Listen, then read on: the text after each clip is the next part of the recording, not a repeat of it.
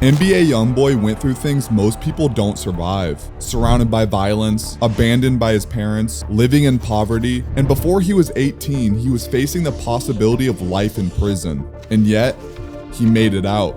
Not only that, he built the most loyal and most dedicated fan base hip-hop has ever seen, becoming the most certified rapper ever. He was blackballed from the music industry, spent years stuck on house arrest, and was always in the media for the wrong reasons. The public opinion around him seems harsh. People say he's unstable, and that understanding his mind is confusing. In a world of artists who can seem like outliers, no one is like NBA YoungBoy, and that might be exactly why people get so attached. Fuck about none of that. You bitch ass niggas be hiding. We real headhunters, man. Come on, man. I see murder in my eyes. Pussy nigga, you ain't saying nothing. Kentrell Deshaun Golden was born on October 20th, 1999 in Baton Rouge, Louisiana. Not exactly a place known for opportunity. His father was sentenced to 55 years in prison for a robbery gone wrong when he was young. And after that, his mother wasn't consistently there either. He was raised by his grandmother, the one person who truly loved him.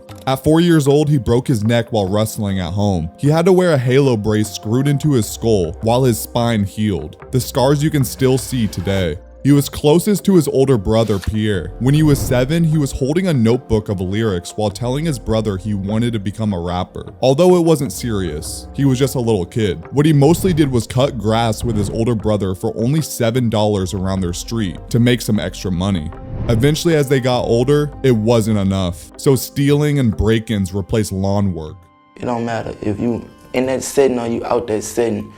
Ain't no hiding from gun violence. Ain't no hiding from violence, period. It's either jail or death, like literally. Just trying to survive, which replaced their innocence.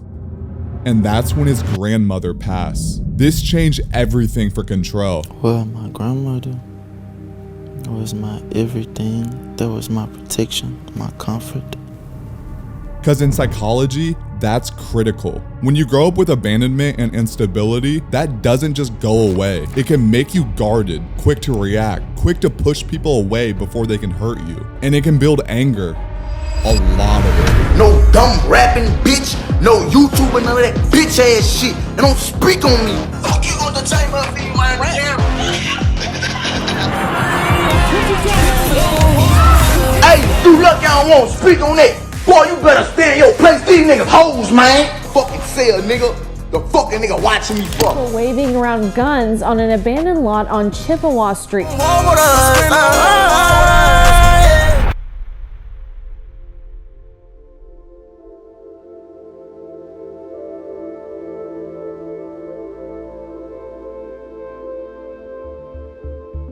But it can also create a creative output. When his grandmother passed, he moved in with his half-brother Pierre and his mother Monique, whom he saw as a second mom. Get mom's vet. I hustle so my sister will never ask a man. Pierre's mother saw how serious they were and paid for their first studio session. YoungBoy began finding his sound. One of his earliest songs, For a Reason, was uploaded to YouTube, rumored to have been recorded when he was only 11. Around age 12, Kentrell was upset with the way his life was going. That's when Pierre told him, "Don't worry, we're never going to be broke again," which would later become his stage name after changing from his previous name, NBA YoungBoy, due to copyright concerns from the National Basketball Association. Are you still in school? Nope. Dropped out? Yep, I got a dream to chase. What grade did you drop out at? 9.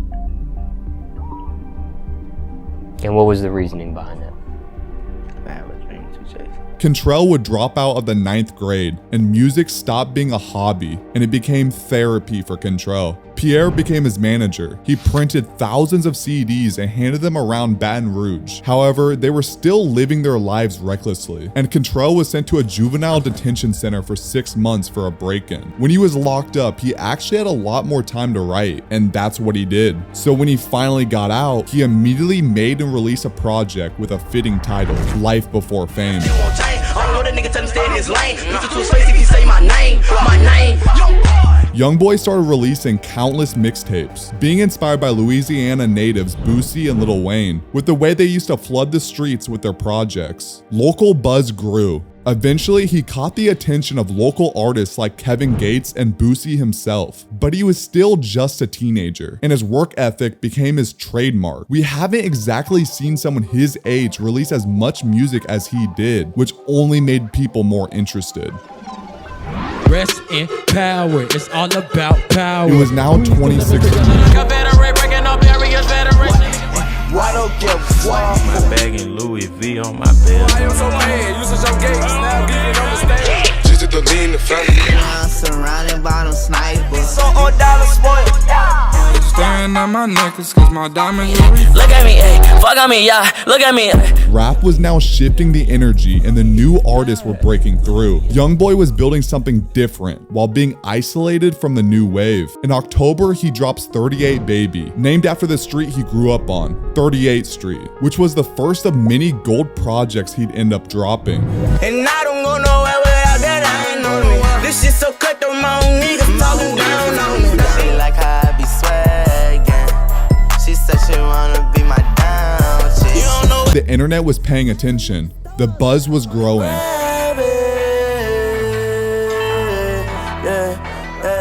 And people were thinking he was older because of the depth in his voice and the subject matter in his lyrics. But he was just 17. And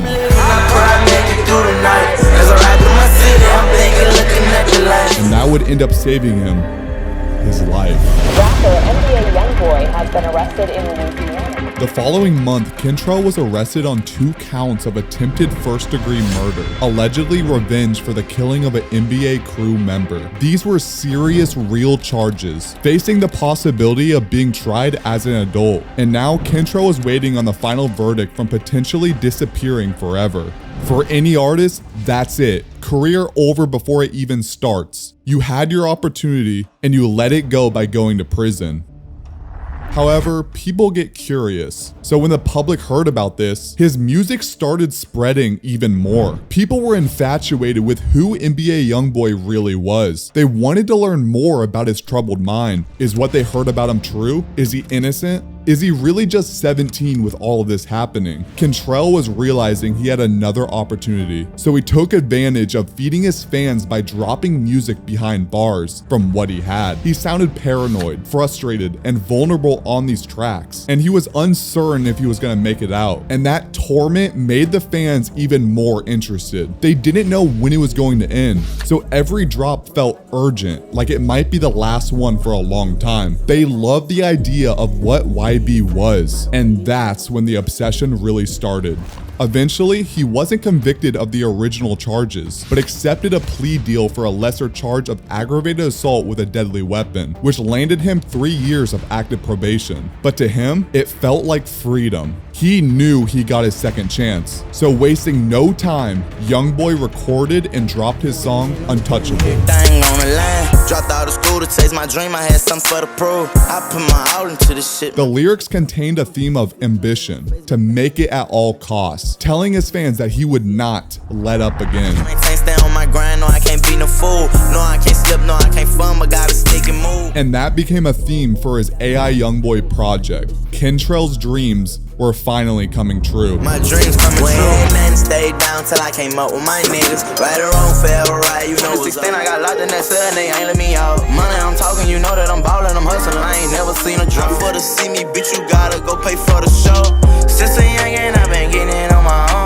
The work ethic became noticeable. While most artists take years to build a catalog, he kept dropping projects. His mixtape buzz eventually led to a lucrative recording contract with Atlantic Records in 2017. He was becoming mainstream, but somehow still felt separate from the industry. By 2018, he released his debut album, Until Death Call My Name. I ain't going outside today. Couldn't find a tick. Don't love me as much as I love you. I ain't mean to break your heart, but baby, that's what does do. You want beef, I pull up where you sleep, bitch. I'm off that ain't baby, I come from the street. 2 clips on that chopper for the stretch. Fans were pleased with the debut album, but the true turning point for Youngboy musically came with the release of his 2019 project, AI YoungBoy 2, a project that many of his fans consider a classic. Nigga bitch, nigga blow on my jury. Fuck the jury. I feel like on Gucci man in 2006. I almost died, I had to beat the eyes and it wasn't easy. When Buzilla died, I almost lost my mind, broke me to pieces. What I'm thinking and you can't change. I miss my fucking daddy. I've been calling Montana my father. Times been getting hard. And from there, he never slowed down. While signed to Atlantic, he dropped 22 projects in 5 years. His contract only required 5. The label was even struggling to keep up. That wasn't normal, and neither was what he was going to end up accomplishing. And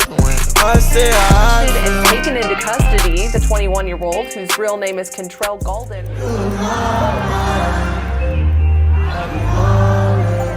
As of now, he's the most certified rapper ever, holding 126 plaques to his name. Now, some people discredit YB. They'll say, well, he only accomplished this because of how much music he drops. But Youngboy truly hasn't had a lot of mainstream help to acquire these accomplishments. Plus, he wasn't able to go on tour for years because of house arrest. And yet, his streams showed how big he was despite that. And he remained the most streamed rapper on YouTube for years. He did everything without any help. He hasn't relied on crossover hits to solidify his spot. And when he did eventually become a free man, his tour broke the record for the highest grossing tour from a debut headlining rapper, earning $70 million across 42 shows. Since the success of his tour, it really made me realize the scope of how big his audience actually is. That level of consistency without a large amount of promotion sounds impossible. He had no award show love, barely any promo from his label, a contract that YB didn't even like. And while he had some early cosigns, he clearly doesn't get enough compared to his competitors to accomplish this much. It feels like he was never supposed to make it in the first place. And that might be exactly why his fans are so obsessed. It creates this feeling like it's him and his fans against the world. It's the kind of loyalty where his fans feel like they owe it to him. A lot of them genuinely believe he's been blackballed from the music industry. He's criticized constantly for his voice, his delivery, for not being lyrical enough. But more than anything, he's judged for his character. He originally wanted the industry love, but after being so-called blackballed, he's called the industry out directly. He said that it's demonic and said he can't trust anyone. And from his perspective and what he went through, why would he? He's been isolated and kept in a close circle his whole life. So when he became a public figure, he had trouble ever adapting. I have a lot of people that know me, I guess. I'm terrified of people. I am very scared of people. Like on my kids. I am terrified of people. And I am very shy. But I never knew why once I walk on the stage, I could get it done and leave. But I am terrified of people. People are cruel. It's like you can't control ourselves. His career has been filled with public feuds, legal troubles which resulted in prison time, serious accusations, and even being tied to a drug trafficking ring while on house arrest with his crew. And while not a crime, having 13 children with 10 different women is definitely an interesting decision, especially by the age of 26. He's not conventionally relatable. I just took the phone and on the block into the top off. Talking all this top, I go by top, I get them knocked off. And maybe that's a good thing. His audience is mostly young adults. A lot of them do come from similar environments, having broken homes, anger issues, the feeling of being misunderstood. So when they hear a Youngboy, they don't hear a superstar with no understanding. They hear someone surviving in real time, beating all the odds, because somehow, in ways thought impossible, Youngboy made it out. And more importantly, he hasn't changed one bit from his beginning.